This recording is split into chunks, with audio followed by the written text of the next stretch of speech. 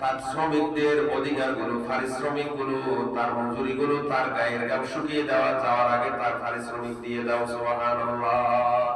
তার প্রতি যত্ন নাও, তার অধিকারের প্রতি তোমাকে খেয়াল রাখতে হবে। তার কখনো কোনো অবস্থায় যাতে তার অধিকার খর্ব না হয়, তার পারিশ্রমিকের মধ্যে কমতি করা না হয়, অবহেলা করা না হয়।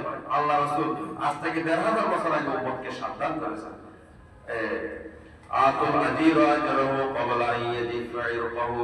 আল্লাহ রাসূল তার জীবনের একেবারে শেষ প্রান্তে উম্মতকে সাবধান করেছেন শ্রমিকদের ব্যাপারে, কর্মচারীদের অধিকারের ব্যাপারে। আল্লাহ রাসূল বলেছেন, আসসালাত ওয়া মা মালাকাত আইমানুকুম। ও আমার উম্মতের বড়ভাইরা, তোমরা নামাজের ব্যাপারে যত্নবান হও, আর তোমাদের অধীনস্থ যারা কর্মচারীগণ আছেন, তোমাদের কামলাগণ আছেন, শ্রমিকগণ আছেন, তোমরা তাদের অধিকারের ব্যাপারে আল্লাহকে ভয় করো। এটা আল্লাহ রাসূল একেবারে জীবনের শেষ দিকে উম্মতকে এই সাবধান করেছেন। এবং কর্মচারীদের অনেক সময় ভুল ত্রুটি করে, ত্রুটি বিচ্যুতি করে ফেলেন, অনেক কিছু ক্ষতিগ্রস্ত সম্পদ নষ্ট হয়ে যায়, ভুল হয়ে যায়। তো আল্লাহ রাসূল বলেন, এরা যদি ভুল ত্রুটি করে তোমরা তাদেরকে ক্ষমা করে দিবে। সাহাবায়ে কেরাম কিছু সাহাবায়ে আরজ করলেন, ইয়া রাসূলুল্লাহ, কতবার ক্ষমা করব?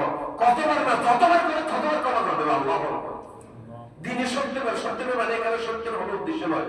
তো এক বাবার ক্ষমা করবে, বাবার ক্ষমা করে দেবে। আল্লাহ আল্লাহ রাসূল হাদিস শরীফে কি লিখেন দেখেন, আফু আনহু ফি কুল্লি ইয়াউমিন ৭০ মাররাতান। ইমাম আবু দাউদ এই হাদিস বর্ণনা করেছেন যে তোমরা কর্মচারীকে maaf করে দিবে, ক্ষমা করে দিবে। কুল ফি কুল্লি ইয়াউমিন ৭০ মাররা। দিনে ৭০ বার, ৭০ মানে ভুল করলে ক্ষমা করে দিবে। এটাই তাকে যে তার জুলুম করতে পারবেন না, তার উপর অত্যাচার করতে পারবেন না, তার অধিকার কর্ম করতে পারবেন, তাকে মাফ করে দিবেন। এটাই হচ্ছে উত্তম।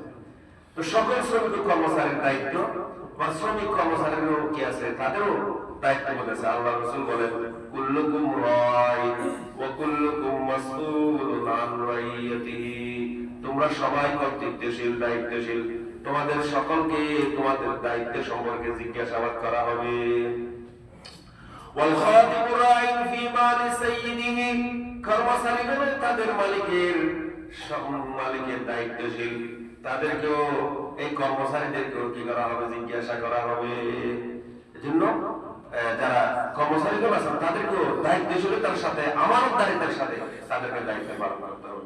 তো যে আমরা আল্লাহ তাআলা আমাদেরকে যে আল্লাহ রাসূলের তরিকা অনুযায়ী আল্লাহর বিধান মতে জীবন পরিচালনা করার জন্য হালাল উপার্জন করে আমাদের জীবন পরিচালনার তৌফিক দান করুন। আমিন। ওয়া আখিরু দাওয়ানা আলহামদুলিল্লাহি রাব্বিল